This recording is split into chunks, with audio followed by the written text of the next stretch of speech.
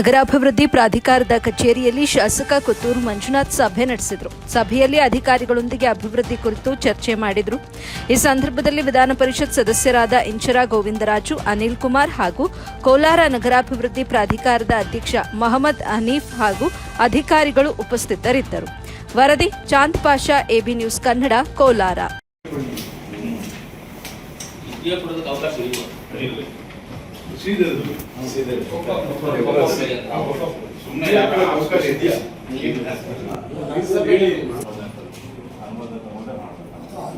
ಯಾಕಂದ್ರೆ ಇದು ಯಾರು ನಮ್ಗೇನು ಅರ್ಜಿ ಹಾಕಿಲ್ಲ.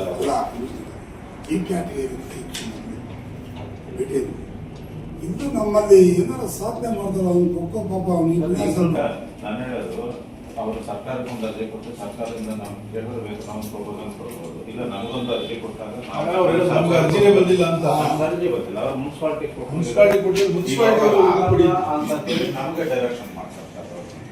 ಅವ್ರು ಹೇಳೋದು ಇಲ್ಲಿಗೆ ಅರ್ಜಿ ಕೊಡ್ಲಿ, ಗೌರ್ಮೆಂಟ್ ಈಗ ಇಂಥದ್ದೇ ಇನ್ನೊಂದು ಒಂದಿದೆ ಸರ್, ಇವ್ರು ಘೋಷಿಸ್ತಾರೆ, ನಮ್ಮ ಇವರು